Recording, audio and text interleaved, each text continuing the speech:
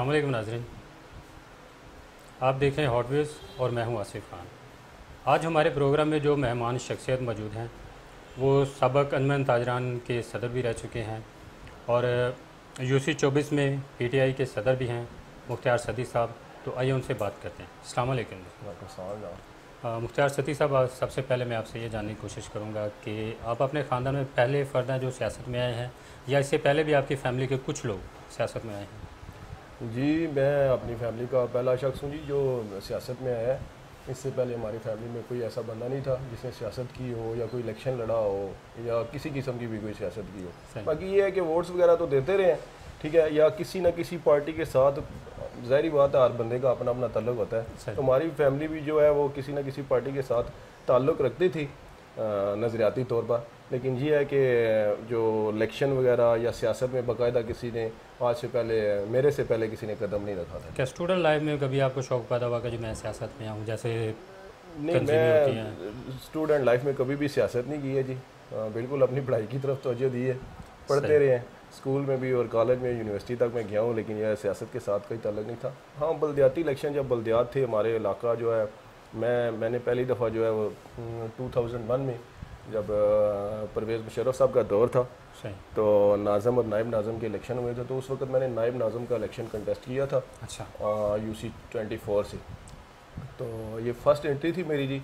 और उस वक्त हमारे जो यूसी 24 है उसमें तकरीबन जो है वो 5 पैनल थे, 5 ग्रुप थे जो इलेक्शन स्टैंड कर रहे थे, और उनमें से मैं रनर अप था और 33 वोटों से इलेक्शन मैंने आ रहा था। और मेरे मुकाबले जो है वो 2 ग्रुप, जो 2 कैंडिडेट जो थे, नाज़म और नायब नाज़म, वो इससे पहले यूसी 24 की पुरानी शख्सियात थी, पुराने, यानी आप ये कह सकते हैं, ये कह सकते हैं आपके वो गुरु थे, सियासत को समझते थे। तो मैं नया था इसलिए, लेकिन लोगों ने मुझे, यंग था, लोगों ने मुझे बहुत वोट दिया था और मैं सिर्फ 33 वोटों से जो है वो इलेक्शन आ रहा था। तो माशाल्लाह लोगों ने यानी बहुत प्यार किया है। थोड़ी सी ये कह सकता हूँ कि हमारी नयाली समझ लें, लोग इस चीज़ को नहीं बात करते इस पर, लेकिन मैं ये समझता हूँ कि हमारी थोड़ी सी कमज़ोरी थी जिसकी वजह से वो इलेक्शन में आ गया था। अगर थोड़ी सी हम एफर्ट करते तो मैं समझता हूँ कि वो इतना बड़ा मुश्किल नहीं था। थोड़े वोटों का मार्जिन था, यानी कि आप आसानी के साथ इलेक्शन जीत सकते थे। अच्छा मुख्तार साहब, आप ये बताइएगा कि यूनियन काउंसिल 24 में जबकि आप पीटीआई के वहाँ पे सदर भी हैं, आपने वहाँ पे यूनियन काउंसिल की सतह पर कौन से तरक्याती काम किए हैं? जी देखें, पहली तो बात यह है कि यूनियन काउंसिल 24 में जो प्रेसिडेंट बना हूँ मैं पीटीआई का, अभी मुझे रिसेंटली तकरीबन 3 या 4 मंथ हुए हैं जो मुझे जो है ना अनाउंस किया गया है, ठीक है। मैं वैसे जो है ना अपनी वो खिदमात थोड़ी सी आपको बयान कर सकता हूँ। ये जो हमारी 2 साल हो गए हैं पीटीआई की गवर्नमेंट बनी है, तो उस वाले से चूँकि हमने पीटीआई के साथ नज़रियाती तौर पे जुड़े हुए हैं, तो लोगों को पता था as a focal person, as a एक कह सकते हैं कि आप जो उनका नुमाइंदा होता है या वर्कर जो होता है, उसको देखते हुए तो हेल्प किया हमारे साथ जी एमएनए साहब ने, एमपीए साहब ने, और बहुत सारे तरक्याती काम करवाए हैं। मिसाल के तौर पर मैंने अपना जो रिमांड टाउन का एरिया है, ये यूसी 24 के अंदर ही लगता है, गैस के बहुत ज़्यादा इश्यूज़ थे, 500 फुट जो है वो गैस की लाइन डलवाई है। और इसी तरह डोकली अकबर वाला एरिया जो है, इसमें पानी के मसाइल थे, पानी की लाइनें डलवाई हैं। अभी रिमांड टाउन में पानी का मसला है, तो उसके लिए जो है हमने कल एक ट्यूबवेल का इफ्तिताह किया, जो हमें हमारे जो एमपीए हैं और वज़ीर इत्तलात पंजाब है फयाजुल हसन चौहान साहब ने फ़ंड दिया था। ट्यूबवेल भी हम लगा रहे हैं, और जो सफाई के मामलात है उस वाले से भी तकरीबन हम जो है विज़िट होता है डेली, सुबह चेक करते हैं जाके हर गली हर मोहल्ले को। फिर लोगों को हमने वो अपने ब्रोशर और पम्फलेट बना के दिए हुए हैं, फेंके हुए हैं, तो देखते हैं लोग उस पर नंबर, और हमारा जो है कांटेक्ट है बिल्कुल सफाई रब्ता करते हैं और आपसे रब्ता करते हैं, जो शिकायत वो करते हैं उसको आप रफ़ा करने की कोशिश बिल्कुल। RWMC वालों के साथ, बुराक वालों के साथ हमारा रब्ता है, ठीक है। तो अभी जैसे ही अभी ईद कुर्बान जो गुजरी है, उसमें भी जो है इससे पहले अगर देखें तो बहुत लाइशों वाली स्मेल और ये वो होता था। ये वाहिद ईद गुजरी है, मैं ये समझता हूँ, जिसमें जो है वो सफाई के ज़बरदस्त इंतजाम थे जी।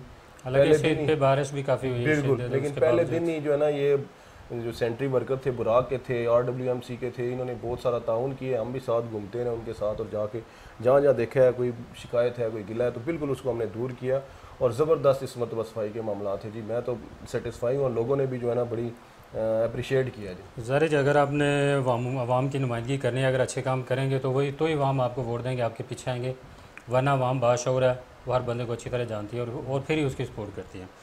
अच्छा मुख्तार साहब, यही बताइए कि ये जैसे कि पूरी दुनिया में कोरोना की वबा थी, पाकिस्तान भी बुरी तरह इसकी शिद्दत में था, पाकिस्तान में भी एक इसकी बड़ी लहर थी। इस दौरान आपने पार्टी बेस पे कौन सी खिदमत सर अंजाम दी हैं?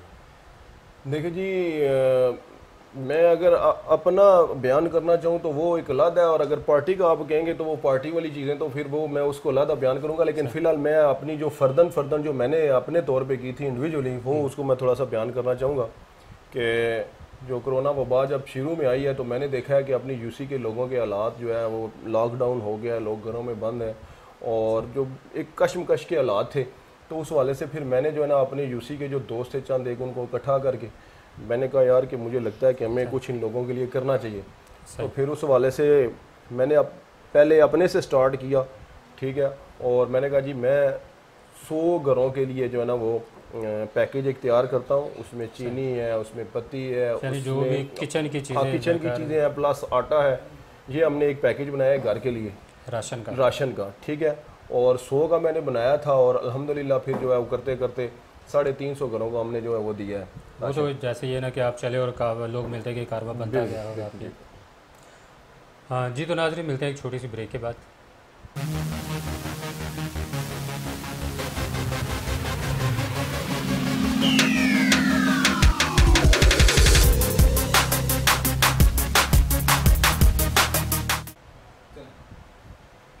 वेलकम नाज़रीन। मुख्तार सती साहब, आप ये बताइए, आपका ये जो स्ट्रक्चर आपने जो बनाया है यूनियन कौंसल वार्ड, आप इसमें कैसे काम करेंगे? जी बिल्कुल, हमारी जो जमात है उन्होंने हमारी तंजीम फ़ाल की है अभी रिसेंटली, मेट्रोपोलिटन बनाई है जिसमें हमारे सदर हैं, सीनियर नायब सदर साहब हैं, जनरल सेक्रेटरी हैं, डिप्टी जनरल सेक्रेटरी हैं, और इसी तरह ये तकरीबन जो है ना मेट्रोपोलिटन में 105 यूनियन कौंसल्स आती हैं, और उस 105 यूनियन कौंसल्स के ऊपर उन्होंने 15 बंदे जो है 15 बंदों की टीम बनाई है। अब मेट्रोपोलिटन वालों ने नीचे हमें यूनियन कौंसल में टीमें बना के दी हैं, जैसे मेरी यूनियन कौंसल 24 है, इसमें हमें वो, जैसा कि मैं सदर हूँ, मेरे साथ जनरल सेक्रेटरी हैं, सीनियर नायब सदर हैं, नायब सदर हैं, एडिशनल जनरल सेक्रेटरी हैं, डिप्टी जनरल सेक्रेटरी हैं, ये 11 बंदों की टीम है। 11 बंदों की टीम आपको दी हुई है यूनियन कौंसल में, 11 बंदों की टीम है। अब ये जो 11 बंदों की टीम है यूनियन कौंसल के अंदर, इनका काम आगे जो है हर यूसी के अंदर 6 वार्ड्स हैं, और उन 6 वार्ड्स के अंदर हमने जो है वो 11 बंदों की हर वार्ड के अंदर हमने टीम बनानी है। तो ये हमारा तंजीमी स्ट्रक्चर है, और ये सारे बंदे जो है फिर आम बंदे तक इनकी अप्रोच हो जाएगी। वार्ड लेवल तक जब हमारे 11 बंदे बन जाएंगे तो वो एक एक बंदे के पास जाएंगे, और उन हर बंदों की हमारे यूसी से लेकर, वार्ड से लेकर यूसी तक, और यूसी से लेकर मेट्रोपोलिटन, और मेट्रोपोलिटन से लेकर फिर ज़िला और फिर फेडरल तक सारों की वो रसाई हो जाएगी।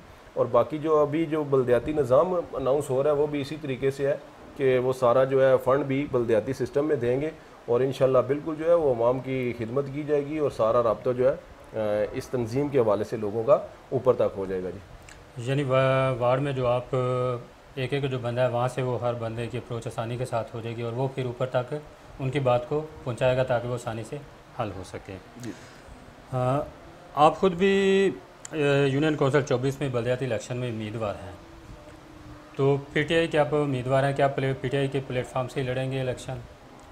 जी बिल्कुल, इंशाल्लाह जी पीटीआई के प्लेटफॉर्म से इलेक्शन लड़ूंगा, और जो नया बलदियाती निज़ाम है उसमें तो यूनियन कौंसल लेवल पे जो है वो मेरे ख्याल में, जो मैंने जैसे सुना है या स्टडी की है, कि उसमें वो टिकट नहीं होगा, उसमें जो है ना वो सारे एज ए आज़ाद उम्मीदवार कौंसलर का इलेक्शन लड़ेंगे, और जिसके वोट ज़्यादा होंगे वो चेयरमैन हो जाएगा, और बाकी उसके नीचे हर यूनियन कौंसिल में 6 कौंसलर। यानी दूसरे लफ्ज़ों में इसको ये कहा जा सकता है कि ये जमाती इलेक्शन नहीं होगा? हो सकता है, अभी कंफर्म नहीं है मुझे, लेकिन ये कह सकते हैं, लेकिन जो हवा चाह रही है वो ये चले कि ये नहीं कि गैर जमाती इलेक्शन। और लेकिन वो उसके ऊपर जो मेयर का या मेट्रोपोलिटन में जो इलेक्शन होंगे, तहसील में जो इलेक्शन होंगे, वो सारे पार्टी टिकट होंगे, जमाती बुनियादों पर होंगे, टिकट होल्डर इलेक्शन लड़ेंगे। हाँ, अच्छा सती साहब, आपके हलके में एक बड़ा मसला है कि वहाँ पे ना जो गंदे पानी का नाला ना वो गुजरता है, जब बरसात होती है तो उसमें से कुछ पानी आ जाता है, कुछ वैसे पानी आ जाता है जिससे लोगों को काफ़ी परेशानी होती है, तो क्या उसकी रोकथाम के लिए आपने कोई मंसूबा सोच रखा है? जी बिल्कुल जी, आपने बड़ा ज़बरदस्त क्वेश्चन किया है कि ये जो हमारा ख़ास तौर पे यूसी 24 में एक डोकपुन्नू का एरिया है, और कुछ एरिया जो है हमारा अलियाबाद का भी लगता है। सही, ये एरिया जो है ना, ये ऐसा प्याला नमा शक्ल है इनकी, सारी साइडें इनकी ऊंची है बाकी एरियाज़ की, और ये दोनों एरिया जो है ना ये नीचे हैं, पानी सारी साइडों से इसी में आता है। तो जब बरसात होती है तो बहुत जो है ना परेशानी होती है, लोगों के घरों में भी पानी जाता है जी, बिल्कुल मैंने देखा हुआ है। तो उस वाले से हमने प्लानिंग की है। हमारी पीटीआई के एमएनए है जनाब शेख राशिद शफीक साहब से भी बात हुई है मेरी, एक जो है हमने वो बना के दिया हुआ है प्लान उनको पानी के वाले से। उसके अलावा फयाजुल हसन चौहान साहब से भी बात हुई है, तो बिल्कुल जो है वो उस पर काम हो रहा है। टीएमए में भी मेरे नाम से एप्लीकेशन की हुई है, वासा में भी मेरे नाम से एप्लीकेशन की हुई है। ख़ास तौर पे ये डोगपुन्नू वाला जो नाले का है उसको हमने बड़ा एक और बड़ा वहाँ पे आपके इधर ही मसला है कि जी वहाँ पे जो आपकी यूनियन कौंसिल है इसको कोई कब्रिस्तान के लिए जगह नहीं है इनके पास। बिल्कुल, ये भी आपकी बड़ा ज़बरदस्त क्वेश्चन है जी। कब्रिस्तान की जगह नहीं है। एक कब्रिस्तान था ये कुरी रोड के ऊपर, जिस पूरे सदकाबाद पीपी 17 के लिए एक कब्रिस्तान था, वो काफ़ी अरसे से भरा जा चुका है। और नीचे जो है कुरी रोड के दूसरी साइड एंड पे अगर चले जाएँ वो सीडीए की जगह है, ग्रीन बेल्ट है, उस पर भी लोगों ने कब्रें शबरें की हुई हैं। तो अभी कब्रिस्तान का बिल्कुल इशू है। और उस हवाले से मेरी जो है अपने एमपीए जो है फयाजुल हसन चौहान साहब जो पीटीआई के एमपी हैं और मिनिस्टर इतलात है पंजाब के, उनसे भी बातचीत हुई है।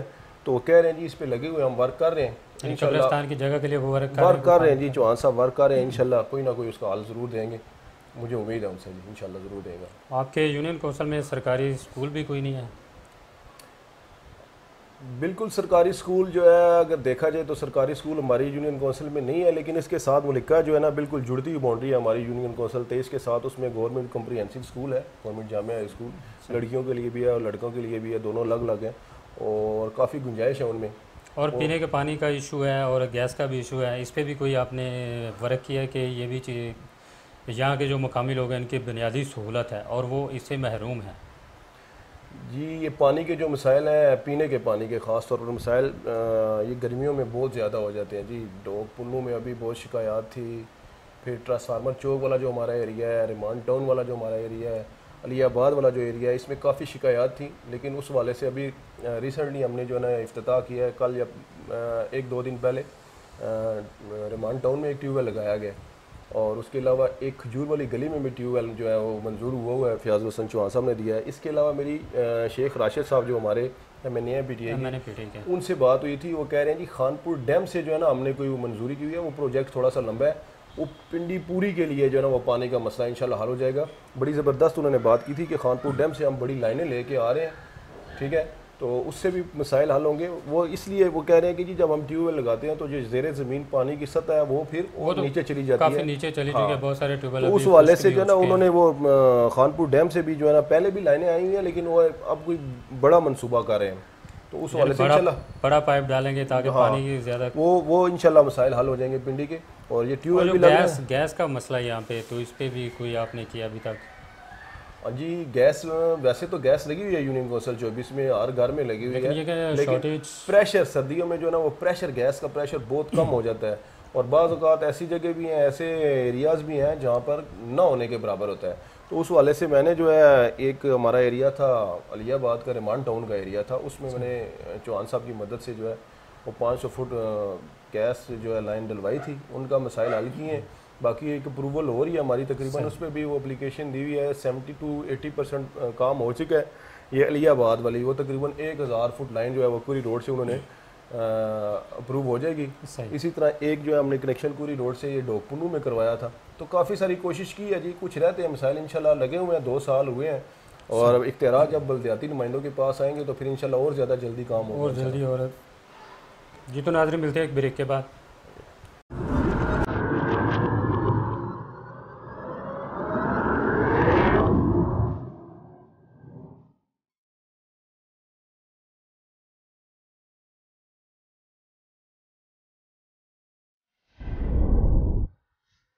वेलकम बैक नाजरीन। मुख्तार सती साहब, अभी जो पूरे मुल्क में महंगाई की एक लहर चल रही है, हर बंदा महंगाई से बहुत तंग है, तो अभी तक पीटीआई की हुकूमत ने महंगाई को कंट्रोल करने के लिए कौन सा बड़ा मंसूबा बनाया है कि जिससे ये महंगाई को कंट्रोल करेगी? जी बिल्कुल, आपकी बात सही है कि अभी आटा और चीनी जो है इनकी कीमतें बहुत ज़्यादा बुलंद हुई हैं, लेकिन खान साहब ने कहा जी इस माफिया का हमने मुकाबला करना है, इनके अगेंस्ट जाना है, इनको छोड़ेंगे नहीं। और इंशाल्लाह प्लानिंग हो रही है, बहुत जल्द जो है इस पर काबू पाया जाएगा और कीमतें भी आटे की और चीनी की नीचे आएंगी इंशाल्लाह, लोग देखेंगे जी। जैसे हमारा इंटरनेशनली मेयार मुल्क का अच्छा हुआ है, नाम हुआ है, बिल्कुल इसी तरह जो है जो अंदरूने खाना हमारे पाकिस्तान के हालात हैं वो भी ठीक होंगे, आटा चीनी की कीमतें भी इंशाल्लाह ज़रूर नीचे आएंगी जी। इंशाल्लाह हमारी टीम काम कर रही है जी। हाँ नहीं, जैसे कि ये एक शुगर का यानी चीनी का एक बहुत इशू चला था, जिसमें अपने पीटीआई के कारकुन थे जहांगीर तरीन साहब, उनका भी नाम आया था, वो भी मुल्क से बाहर चले गए हैं। उस पर भी लोग बड़ी तनकीद कर रहे हैं, क्या कहेंगे? जी मैं दुनिया न्यूज़ पे एक मरतबा चाह रहा था खान साहब का इंटरव्यू, तो मैंने सुना था उनको भी, वो कह रहे थे जी कि जगीर तरीन वो शख्स है जिसने मेरे साथ जो है ना मेरी पार्टी को बनाने में और उसके साथ काम करने में बहुत ज़्यादा मेहनत की है, तो बड़ा अफसोस हुआ है उनका इसमें नाम आया है। बहरहाल बात ये है कि अकाउंटेबिलिटी होगी, उसमें जिसका भी नाम आएगा वो जो लीडर होता है फिर वो छोड़ता नहीं है। तो इमरान खान साहब ने बिल्कुल उनको जो है वो अपनी अलादा भी किया है पार्टी से, उनका जो नाम आया बिल्कुल उन्होंने कहा जी कार्रवाई होनी चाहिए, उस पर वो कार्रवाई होगी, जो भी कानून के मुताबिक अदालतें जो कार्रवाई करेंगी बिल्कुल होगी जी इंशाल्लाह। सती साहब, आप जैसे कि अंजुमन ताजरान के साबिक सदर भी रह चुके हैं, आप तो ताजरों के हालात को अच्छी तरह जानते हैं, उनके मसले मसाइल भी जानते हैं। तो बहुत सारे ताजर हैं, वो आप ये देख लें कि मुश्किलात में है, अगर कहीं पे किसी के कोई ऐसा वाक़या हो जाता है, कोई चोरी हो जाती है, तो मेरे ख्याल में कोई उनके पीछे खड़ा नहीं होता। सदर तक जो यूनियन के है ना, अंजुमन ताजरान के सदर तक हैं, वो भी बस टाल मटोल करते हैं। तो जो आपने अपना टंडोल गुजारा, आप बताइएगा कि आप ये मामला उनके देखते थे ताजरों के? जी मैं अंजुमन ताजरान जो हमारी थी ये ट्रांसफार्मर चौक से लेकर अरून चौक तक थी जी। उस वक्त मैं फ़र्स्ट टाइम जब यूनियन बनी है तो पहला प्रेसिडेंट जो है मैं इलेक्ट हुआ था जी, इलेक्शन हुए थे और मैं इलेक्शन जीत के जो है ना प्रेसिडेंट बना था। तो बिल्कुल उनकी वोटों का मैंने हक अदा करते हुए हमने बहुत सारे काम किए हैं। मिसाल के तौर पर हमने गार्ड्स रखे हुए थे जो इनकी दुकानों की रात को चौकीदारी के लिए निगरानी करते थे। उसके अलावा जो है फिर मैंने उम्रा का टिकट अनाउंस किया था कुरानदाजी पे, ठीक है जी, वो भी दुकानदारों को दिए हमने जी। और उसके अलावा जब कभी किसी दुकानदार के साथ कोई मसला चोरी का कोई भी हो तो हम बिल्कुल थाने में जाकर फ्री ऑफ कास्ट उनकी FIR कटवाई है, उनके साथ चले हैं और उनके मामलात को बिल्कुल जो है ना अच्छे तरीके से हैंडल किया है। कोई भी मामला होता था जी हमारी यूनियन हर वक्त जो है एक्टिव थी और लोगों के साथ शाना बिशाना खड़ी रहती थी। अभी जो है आप देखें ये कोरोना वाले जो मसाइल आए हैं उसमें भी जो है बिल्कुल हम बाज़ार पे जो है एक्टिव थे जी।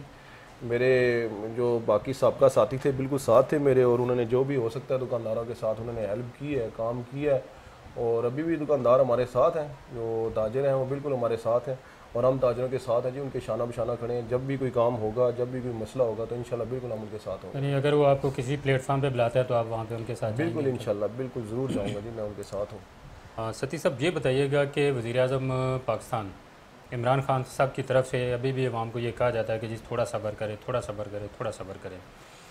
2 साल तो अवाम ने सब्र कर लिया, लेकिन अब अवाम के जो सब्र का प्याला है वो काफ़ी हद तक लबरेज होने के करीब आ चुका है। तो अवाम को और मज़ीद कितना सब्र करना पड़ेगा? देखिए जी मैं समझता हूँ कि कुछ चीज़ें ऐसी हैं जिसमें बिल्कुल परेशानी है लोगों को महंगाई के हवाले से, लेकिन बहुत सारी चीज़ें ऐसी हैं, बहुत सारी चीज़ें ऐसी हैं जो आपको नज़र नहीं आ रही और वो हमारी गवर्नमेंट की और PTI की गवर्नमेंट के हिस्से में जाती है। उन्होंने बहुत ज़बरदस्त काम भी किए हैं। जैसे आपका करंट अकाउंट खसारा था वो तकरीबन 20 अरब डॉलर था, वो कम होकर 3 अरब डॉलर पे आ गया था और अभी मैंने रिसेंटली जो है आज ही मैंने न्यूज़ सुनी है कि वो 0 हो गया। तो ये एक बहुत बड़ी अचीवमेंट है हमारी गवर्नमेंट की। इसके अलावा जो है एहसास प्रोग्राम जो शुरू किया गया था, जैसे कोरोना है तो इसमें 159 अरब रुपया जो है वो तकसीम किया गया गरीब लोगों में। और इसी तरह आप ये कह सकते हैं कि नौजवानों के लिए प्रोग्राम एक शुरू किया गया जिसमें कर्जे दिए गए हैं और जो नौजवान अपना कारोबार शुरू करेंगे और जो लोग फुटपाथों पे रह रहे थे, सो रहे थे, उनके लिए उन्होंने जो है वो सोने के लिए और रहने के लिए इमरान खान साहब ने घर बनाए हैं और इसी तरह लंगर खाने तक बनाए हैं ताकि उनको खाना मिले। तो काफ़ी सारी चीज़ें ऐसी हैं जी जिसमें मैं समझता हूँ कि हमारी गवर्नमेंट बहुत ज़बरदस्त जा रही है। कुछ चीज़ें जो हैं बिल्कुल महंगाई वाला एक जब देख लें पॉइंट तो वो हमारे गेंद जा रहा है, वो माफिया है, वो जो है ना उनको परेशान कर रहा है। लेकिन ये मैं समझता हूँ कि इमरान खान साहब जो है वो इरादे के पक्के हैं, हमारे लीडर जो है इंशाल्लाह वो छोड़ेंगे नहीं, इसको भी ख़त्म करके ही छोड़ेंगे इंशाल्लाह। माफिया को भी ख़त्म करेंगे और महंगाई को भी ख़त्म करेंगे इंशाल्लाह। नहीं, महंगाई के ख़िलाफ़ तो आपको ना छोटी सतह से आवाज़ बुलंद करनी चाहिए ताकि हमारे हुक्मरानों तक अच्छी तरह पहुँच सके। गो कि उनको सब चीज़ों का पता होता है लेकिन वो खामोश होते हैं, तो कि शायद कहीं से कोई आवाज़ आए तो हम उस पर कोई एक्शन लें। और दूसरा ये कि वज़ीर-ए-आज़म साहब ने जिस चीज़ पे एक्शन लिया ना, मेरे ख्याल में वो महंगी ही हुई है माजरत के साथ। पेट्रोल पे उन्होंने एक्शन लिया तो पेट्रोल महंगा, चीनी पे उन्होंने एक्शन लिया तो चीनी महंगी, आटे पे लिया तो आटा महंगा, आटा मार्केट से गायब। ऐसा क्यों हुआ? मैं फिर वही बात करूँगा जी, ये जो माफियाज़ है इनका मुकाबला कर रहे हैं, इनको पकड़ेंगे, इनको एक सर्कल के, एक दायरे के इदारों के अंडर लाएंगे इनको इंशाल्लाह, और फिर ये सारी चीज़ें ठीक हो जाएंगी। अभी ये है कि फर्दन हमें भी अपना अपना एहतसाब करना चाहिए। हम लोग भी जो है ना, जहाँ पे जिसको मौका मिलता है तो वो अपने तौर पे कुछ ना कुछ करप्शन और गलत काम करता है, तो एहतसाब की फर्दन हर बंदे को ज़रूरत है, ठीक है। और इन माफियाज़ को पकड़ने के लिए खान साहब तन मन धन का जोर लगा रहे हैं, पीटीआई की गवर्नमेंट जोर लगा रही है। इंशाल्लाह इसको ख़त्म करेगी, इसको पकड़ेगी जी, इनको महंगाई हम कंट्रोल करेंगे इंशाल्लाह, ज़रूर होगा। जी तो नाज़रीन, आज हमारे मेहमान थे मुख्तार सती साहब, यूनियन काउंसिल 24 के, ये पीटीआई के सदर भी हैं और अनमन ताजरान के सबक सदर भी थे। तो ये अब मुल्क के जो मौजूदा हालात हैं, इस पे मैं यही कहूँगा कि ये सिर्फ पीटीआई का ही मुल्क नहीं है, हम सबका मुल्क है पाकिस्तान। हमारे बड़ों ने, हमारे बुज़ुर्गों ने इसके लिए सब ने कुर्बानियाँ दी हैं। इसको ठीक करने में सिर्फ पीटीआई ने ही हिस्सा नहीं लेना और ना ही इन्होंने ही किरदार अदा करना, हमारी सबकी ये ज़िम्मेदारी है, हमारा अखलाकी फ़र्ज़ है कि हम सब पाकिस्तान की तरक्की के लिए, पाकिस्तान के ख़िलाफ़ चलने वाले वो ना ऐसे मंसूबे जो पाकिस्तान को नुकसान पहुंचाने के लिए एक्टिव हैं, उनके ख़िलाफ़ आवाज़ उठाने के लिए हम सबको मुतहद होकर एक कदम होकर आवाज़ बुलंद करनी होगी, ताकि हम अपने मुल्क से ऐसे गद्दारों का, ऐसे मुल्क लुटेरों का ख़ात्मा कर सकें जो मुल्क को नुकसान पहुँचा रहे हैं। तो बहुत जल्द दोबारा किसी नए मेहमान के साथ मुलाकात होगी। रहिएगा हमारे साथ, अपने प्यारों का और अपना ख्याल रखिएगा। पाकिस्तान जिंदाबाद।